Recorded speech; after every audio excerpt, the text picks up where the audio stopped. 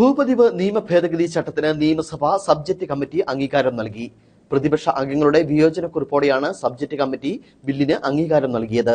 സർക്കാർ ഉടൻ ചട്ടം വിജ്ഞാപനം ചെയ്യുന്നതോടെ ഭൂപതിവ് നിയമ ഭേദഗതി പ്രാബല്യത്തിൽ വരും. ജനവിരുദ്ധമായ നിർദ്ദേശങ്ങൾ ഒഴിവാക്കണമെന്ന UDF അംഗങ്ങളുടെ ആവശ്യം പരിഗണിക്കാതെയാണ് ചട്ടം പാസാക്കിയതെന്ന് സബ്ജക്ട് കമ്മിറ്റി അംഗം സനീഷ് കുമാർ ജോസഫ് MLA പറഞ്ഞു. ചട്ടം ലംഘിച്ച് നിർമ്മിച്ച കെട്ടിടങ്ങൾ ക്രമവൽക്കരിക്കുന്നതിന് ഈടാക്കുന്ന ഫീസിൽ മാത്രം കുറവ് വരുത്തിയിട്ടുണ്ടെന്നാണ് വിവരം. ആശുപത്രി കെട്ടിടങ്ങൾ ക്രമവൽക്കരിക്കുന്നതിനുള്ള ഫീസ് കുറയ്ക്കണമെന്ന നിർദ്ദേശം മാത്രം അംഗീകരിച്ചതായി സനീഷ് കുമാർ ജോസഫ് MLA പറഞ്ഞു.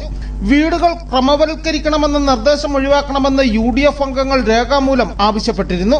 ഭൂമിയുടെ മാർക്കറ്റ് വിലയേക്കാൾ ന്യായവില കൂടിയ സ്ഥലങ്ങളിൽ ഭീമമായ പിഴയടച്ച് കെട്ടിടങ്ങൾ ക്രമവൽക്കരിക്കേണ്ട സാഹചര്യമുണ്ടെന്നും ഇത് ഗഡുക്കളായി അടയ്ക്കുവാൻ സംവിധാനമില്ലാത്തതിനാൽ പിഴത്തുകയിൽ കുറവ് ചെയ്യണമെന്നും UDFന്റെ ആവശ്യമായിരുന്നു. റൂൾ 9 നിശ്ചിത സമയപരിധിക്കുള്ളിൽ ക്രമവൽക്കരണത്തിനുള്ള അപേക്ഷ ലഭിച്ചിട്ടില്ലാത്ത പക്ഷം പട്ടയങ്ങൾ റദ്ദാക്കുന്നതിനുള്ള വ്യവസ്ഥ ഉൾപ്പെടുത്തിയിരുന്നു. ഇത് ഒഴിവാക്കണമെന്നും സബ്ജക്ട് കമ്മിറ്റിയിൽ MLAമാരായ സനീഷ് കുമാർ ജോസഫ്, NA നെല്ലിക്കുന്ന് എന്നിവർ ആവശ്യമുന്നയിച്ചിരുന്നു.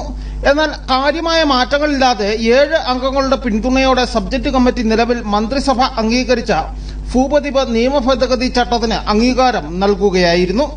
ഉടൻ സർക്കാർ ചട്ടം വിജ്ഞാപനം ചെയ്യുന്നതോടെ ഭൂപതിവ് നിയമ ഭേദഗതി പ്രാബല്യത്തിൽ വരും.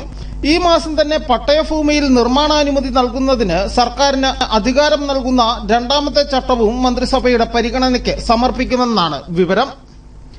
News bureau, Udumbanchola.